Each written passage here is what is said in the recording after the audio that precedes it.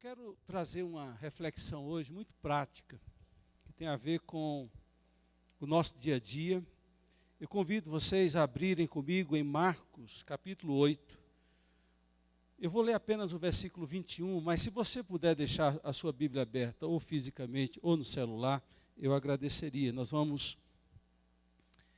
olhar uma história muito interessante, mas a pergunta que Jesus faz aos seus discípulos, essa pergunta vai servir de base para o que eu vou também pregar nessa noite.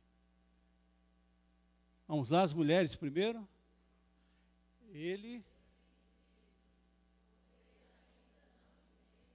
Homens, ele lhes disse, vocês ainda não entendem? Todos juntos?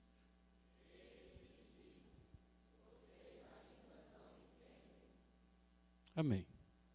Que Deus nos faça entender o que Ele quer que a gente deve entender. Este é o último versículo da história, é a última pergunta. Jesus faz uma série de perguntas diante de uma reação dos discípulos, e esta é a última. E esta última pergunta fala muito, diz muito. Ao invés de inquirir, ela afirma muitas coisas, e nós precisamos descobrir o que é que esta pergunta afirma. Eu vou dar um contexto. Se você estiver com sua Bíblia aberta, você vai poder me acompanhar. Jesus costumeiramente fazia a travessia no Mar da Galileia. E ele, como de costume, ele entra no barco, os seus discípulos o acompanham, e à medida que eles estão saindo do porto, Jesus começa a fazer comentário de dois partidos religiosos de Israel, religiosos e também políticos, os fariseus e os herodianos. Os fariseus é um grupo muito restrito, é em torno de 3.000 em todo Israel na época de Jesus. Era um grupo seleto, fariseu, separado. O significado de fariseu significa separado. Era um grupo muito rigoroso na vida religiosa, que pairava a hipocrisia, a vida religiosa aparente, e não vivenciava com tanto rigor a vida espiritual interior, aquilo que é do coração. Eles se preocupavam mais com o que os outros iam pensar do que o que Deus pensa a respeito de nós, do que a gente vive. O outro lado é um grupo chamado herodianos. Eles apoiavam a política de Herodes, que representava o Império Romano em Israel. Era um grupo ligado ao poder, ao dinheiro, às verbas, não queria muito saber da vida religiosa. Mas ambos, tanto os fariseus como os herodianos, eles questionavam Jesus. E muitas vezes colocavam dúvida no propósito existencial e da missão de Jesus. E Jesus fala deles como se eles fossem portadores de um fermento. O fermento levé da massa, o fermento no sentido de trazer confusão, de trazer aumento em coisas pequenas, em trazer, que eles falam que o fermento apodrece. O judeu tem essa ideia até hoje, tanto é que o judeu não usa o fermento com regularidade. O pão é asmo porque é pão sem fermento, também é sinal do pecado e da pressa da saída do Egito. E Jesus está falando com eles desse perigo do fermento dos fariseus, o fermento dos herodianos. E eles entendem outra coisa. E eles não são os únicos, nós também somos especialistas nisso, de entender outra coisa. Deus está falando uma coisa com a gente e a gente está entendendo outra coisa. Só que nós percebemos que o sentimento de culpa estava atormentando o coração desses homens, porque eles atrelaram aquilo que Jesus estava falando a um erro operacional, um erro logístico que eles haviam cometido. Que erro foi esse? Eles entraram no barco, e quando Jesus começa a falar de fermento, um olha para o pão, só tem um pão. Eles vão fazer uma viagem, e a logística havia falhado gravemente. Só um pão para fazer aquela viagem. E eles começam a atormentar-se com o erro cometido, com a falha cometida. Até que alguém diz assim, eles começam a discutir entre si, Jesus percebe, versículo 16, e eles discutiam entre si, dizendo, é porque não temos pão que ele está falando isso. 17, percebendo a discussão, Jesus lhes perguntou, por que vocês estão discutindo sobre não terem pão? Essa é a primeira pergunta que Jesus encadeia, faz a estes que estão se interrogando. Curiosamente, Jesus ele não faz afirmações. Se você pegar o texto que você está com ele aberto, Jesus vai fazendo interrogações, parece um nocauteador dando socos de forma ininterrupta para que aqueles que estão sendo bombardeados por esses socos possam reagir e perceber que tem coisas mais importantes do que pão. Ele havia dito isso na tentação, quando tentado pelo diabo no deserto, ele disse, nem só de pão o homem viverá. E ele culmina com a pergunta que vocês leram no começo, vocês ainda não entenderam?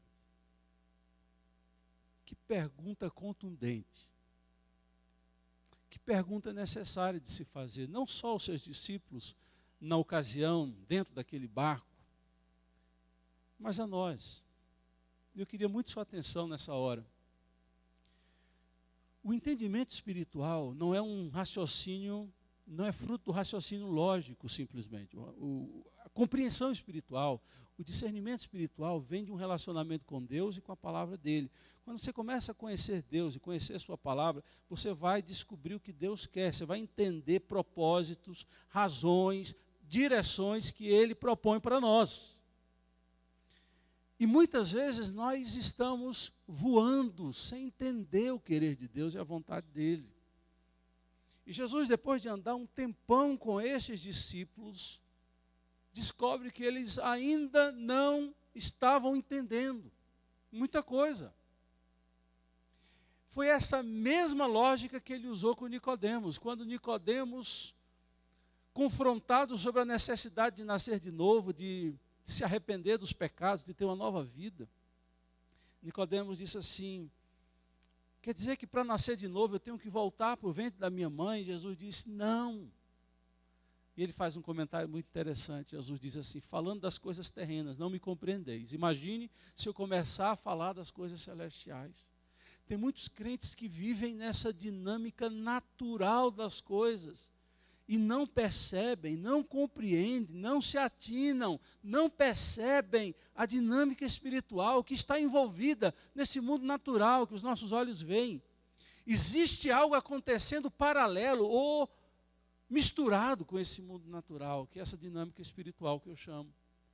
E para se viver uma dinâmica espiritual nesse mundo natural, é necessário entender aquilo que é espiritual, perceber o que é espiritual. Senão você vai agir com a lógica racional, e com lógica racional você não constrói uma vida espiritual. Convenhamos. Não constrói. A preocupação deles, primeiro era o erro. Erramos. Mais uma vez erramos.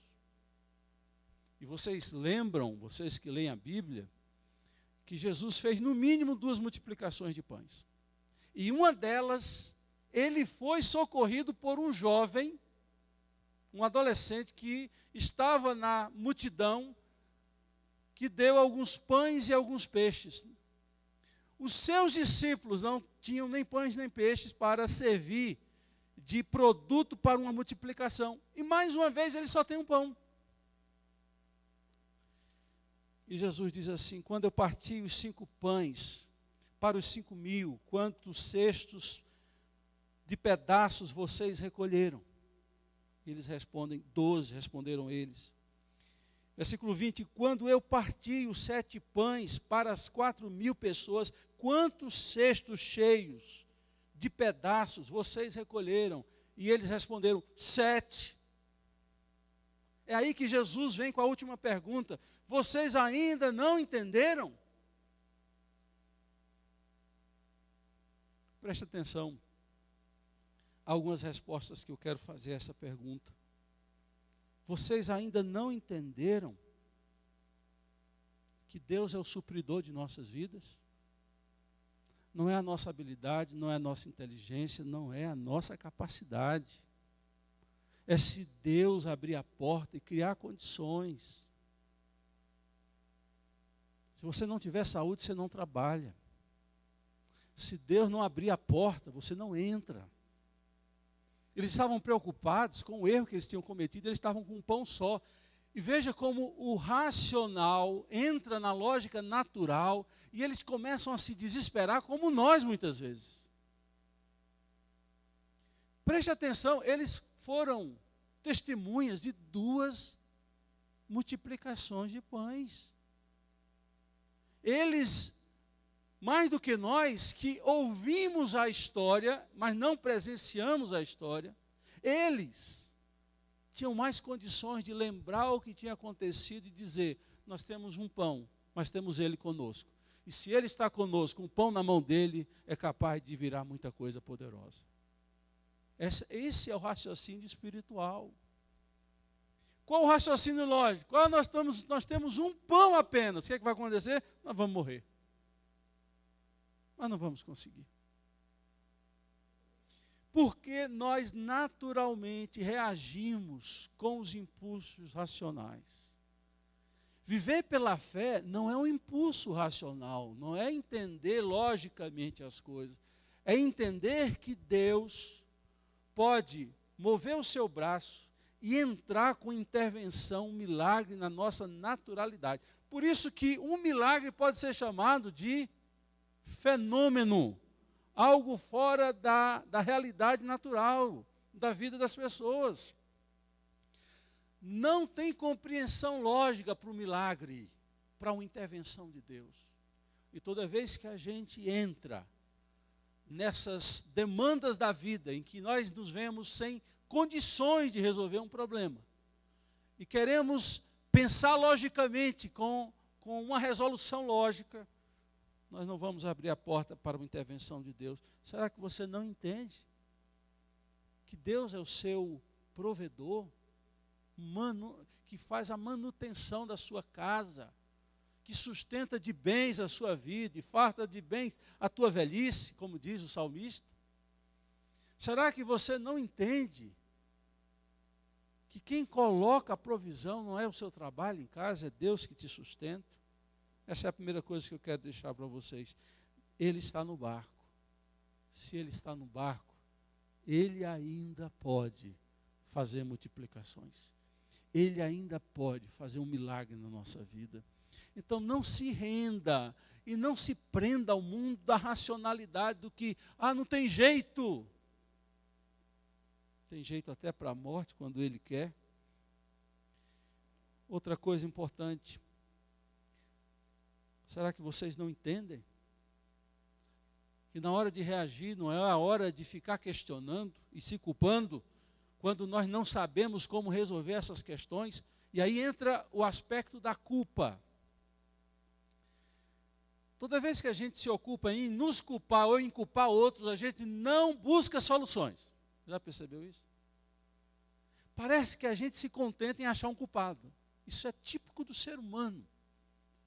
Não de resolver um problema, mas a gente se ocupa em achar o culpado ou culpados, porque achando o culpado, nós podemos nos vingar, mesmo que a situação não se resolva, mas eu acho um culpado.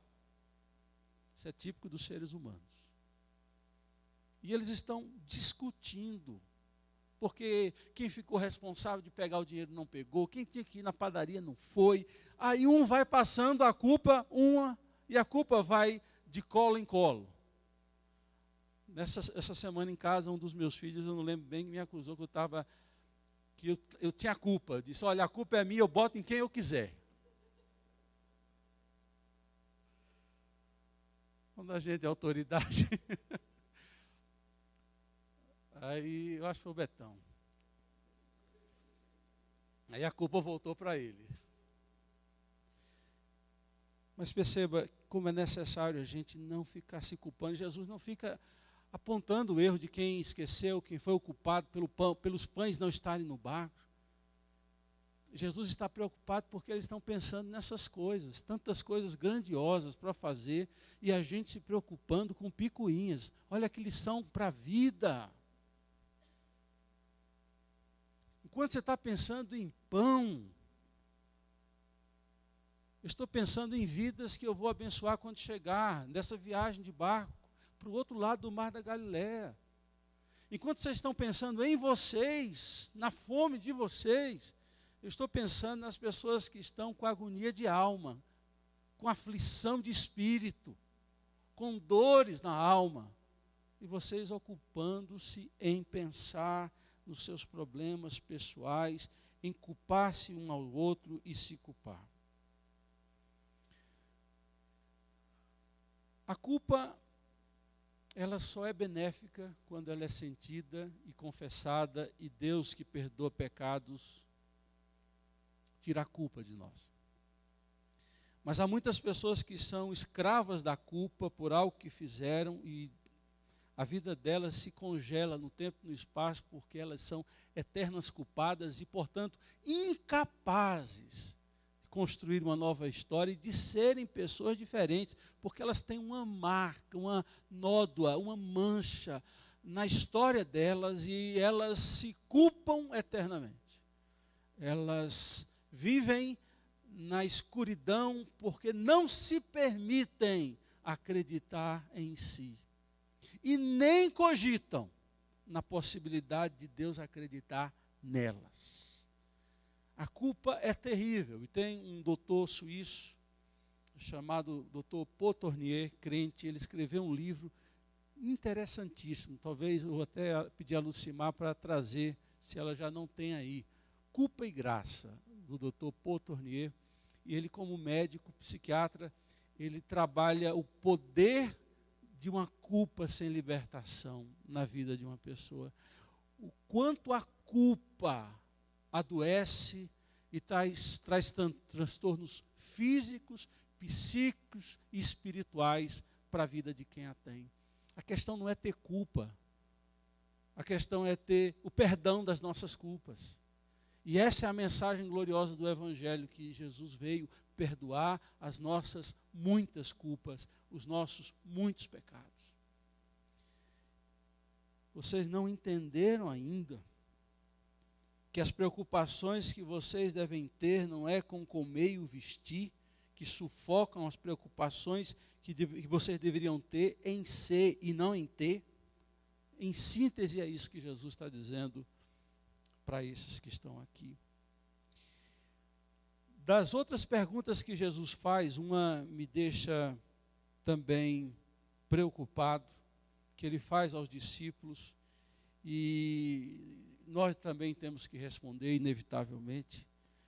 Ele chega a dizer que eles têm um coração endurecido, por isso que eles não entendiam. Quando Jesus pergunta, vocês ainda não entendem? E eu vou dizer, porque é que você e eu às vezes não entendemos Deus? Porque o nosso coração é endurecido. Existem 3 formas de endurecer o coração. A primeira delas é clássica, é o pecado. O pecado, essa forma de viver uma vida alienada e apartada dos princípios e preceitos de Deus, me faz andar por caminho e resistir a Deus. E toda essa resistência a Deus é endurecimento de coração. É viver no caminho de afastamento e de pecado, de autonomia de sua vida. E essa autonomia da vida faz com que o nosso coração se endureça e resista a Deus. Por isso que a gente não entende muitas coisas de Deus, porque nós estamos em pecado. Outra coisa que traz endurecimento ao coração da gente é a incredulidade. A incredulidade é a porta que se fecha para Deus e para acreditar nele e para o milagre dele. Nós falávamos disso, de pensar racionalmente em tudo.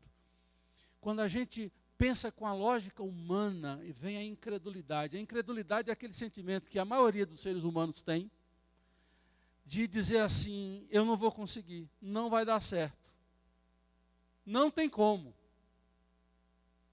Essa reação é a reação normal de todo ser humano, de reagir com incredulidade.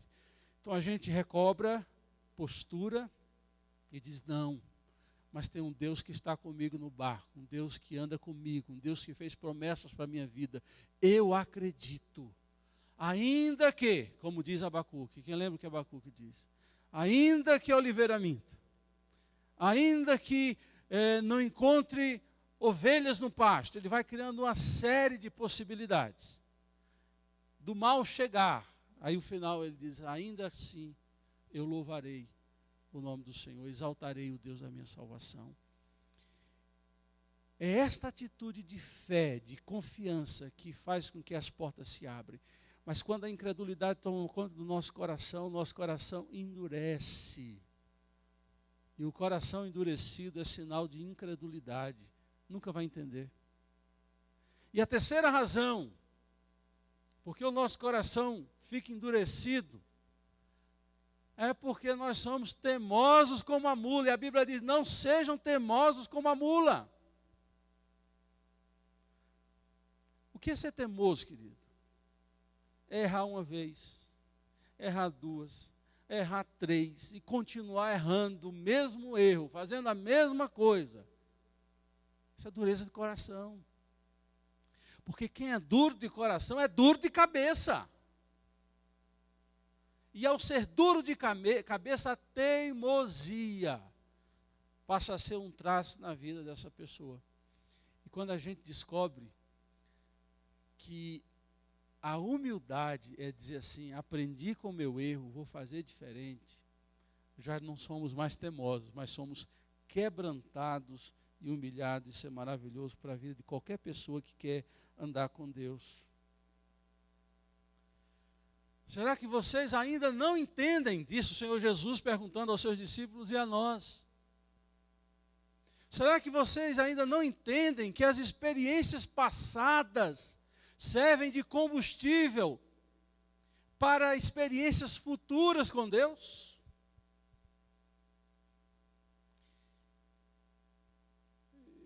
É muita coisa para se dizer em pouco tempo, mas me ajude aqui, preste atenção, vou tentar ser sintético. Alguns dizem assim: eu quero viver uma vida sem problemas. Bom, você está no lugar errado. Se quiser, eu oro por você para você ir para o céu hoje, porque não tem como viver nessa terra sem problema. Os problemas acontecem, são muitos, principalmente quando nós os buscamos. Ponto. Agora, enfrentar um problema, enfrentar uma luta com fé, com perseverança, com determinação, confiando em Deus e na sua palavra. E quando a gente vence, aquela experiência que aconteceu na minha vida, de vencer uma situação tão adversa, tem que servir para momentos parecidos que eu venho enfrentar. Porque eu tive uma experiência com Deus, e essa experiência com Deus me revelou muito sobre Deus, me revelou muito sobre mim, porque eu achava incapaz de resolver e vencer, mas Ele me deu força. E aí o apóstolo Paulo está coberto de razão quando diz que tudo ele podia naquele que o fortalecia.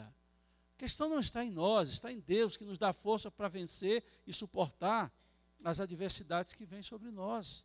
Agora, o que passamos, o que experimentamos, o que vivemos, vai servir para quando enfrentar situações idênticas ou parecidas, a gente reaja com maior consciência de que é possível vencer. Eu estou dando essa volta toda para dizer que os discípulos de Jesus não entendiam isso. Eles viram a primeira multiplicação: meu Deus, vamos morrer de fome no deserto. Ele traz a multiplicação. Todos comem e sobra. Vem uma segunda vez. Falta pão. Qual é a ração deles? Não tem jeito, vão morrer. Gente, eles tiveram experiência. Eles viram Deus agir. Mas no momento seguinte, eles estão mais uma vez desguarnecidos na fé, pensando racionalmente, e mais uma vez com o coração incrédulo. E Jesus faz um segundo milagre. A pergunta é: quando eu multipliquei 7 pães Quantos comeram? Quando eu fiz com 5 pães, quantos comeram? E eles responderam, foram lembrando a lembrança do que Deus fez na nossa história. E na vida de pessoas que a Bíblia tem histórias, intervenções maravilhosas. Isso aqui é para o nosso bem. Paulo vai dizer aos romanos, tudo que foi escrito para o nosso ensino foi escrito.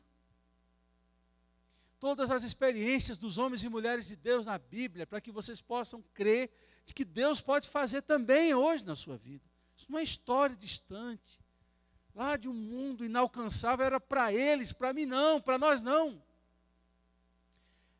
É uma terceira experiência que eles têm, praticamente idêntica. Eles estão sem pão.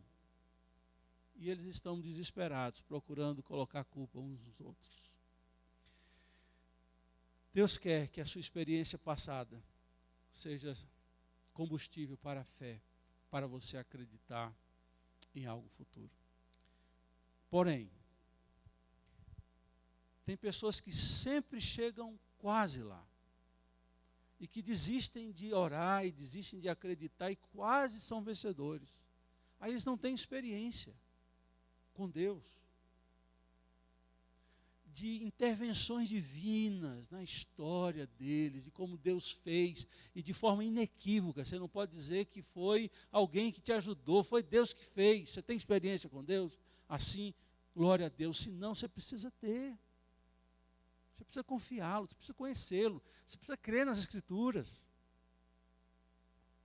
Para que quando a dificuldade vier, você possa dizer, dificuldade, você já sabe. Você aparece de intrusa, mas você sabe quem cuida de mim. Você sabe quem me defende. Então vamos à luta e vamos ver o Senhor fazer maravilhas no meio de nós. Essa é a promessa que ele faz quando o povo estava no Jordão para entrar na terra prometida. Ele diz, santificai-vos porque amanhã o Senhor fará maravilhas no meio de vós. No capítulo 4 de Romanos, se você puder abrir comigo, é interessante. Paulo vai falar dessa ideia da experiência passada trazer esperança na nossa vida. Romanos capítulo 4, versículo 3 e 4.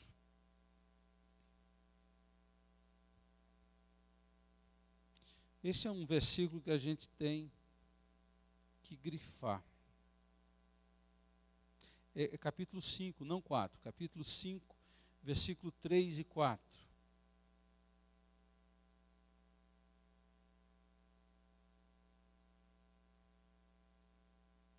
Olha o 2, vamos no 2. Por meio de quem obtivemos acesso pela fé a esta graça na qual agora estamos firmes e nos gloriamos na esperança da glória de Deus. Não só isso, mas também nos gloriamos, onde? Em quê? Nas tribulações. O homem doidou. Ninguém se gloria nas tribulações. Sim, nós nos gloriamos nas tribulações porque elas são meios de nos aperfeiçoar. E Paulo vai dizer de uma forma muito categórica isso aí. Nós nos gloriamos nas tribulações porque sabemos que há tribulações produz perseverança. A perseverança, um caráter aprovado. E o caráter aprovado, esperança. Olha a cadeia de sucessões de eventos internos, não externos.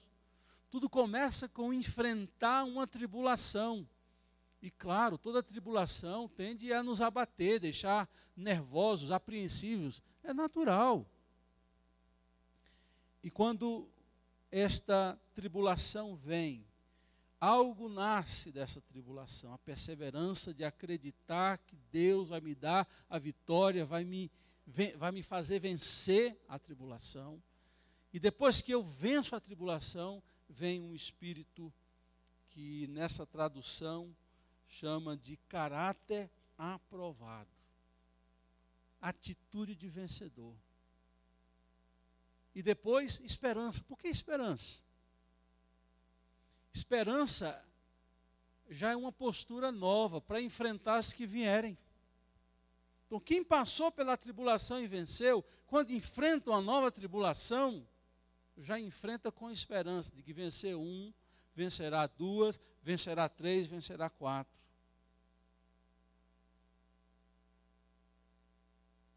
Será que você não entende? Essa é a pergunta que Jesus fez aos discípulos. E eu quero caminhar para o término dessa reflexão e fazer uma pergunta para você. O que é que você não está entendendo na sua caminhada e na sua jornada cristã hoje? Qual a tribulação, qual o momento difícil? O que é que tem te deixado apreensivo, sem dormir? Talvez você tenha várias respostas para suas apreensões. Mas será que você não entende que Ele é por você? Que se Deus é por você, quem será contra você? Se você crê que Ele está no barco com você, para que racionalizar aquilo que é espiritual?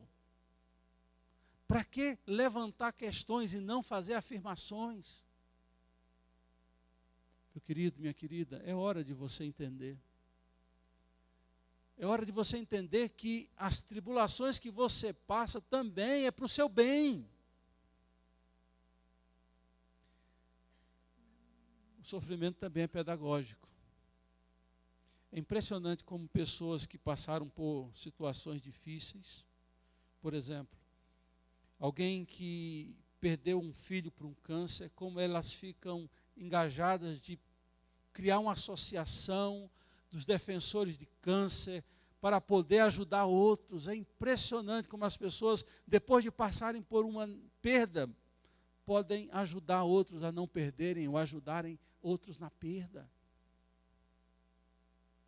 Alguém que tem um filho diabético se associa em alguma agência e começa a estudar e a dar informações, porque as tribulações nos ensinam e nos fazem pessoas melhores quando a gente canaliza para Deus e recebe dele a provisão para enfrentar estas coisas. Por último, quando você não entender, confia. Nós, ocidentais, frutos do pensamento humanista, iluminista, a gente quer entender tudo. E talvez seja esse o grande problema do Ocidente. Querer entender tudo.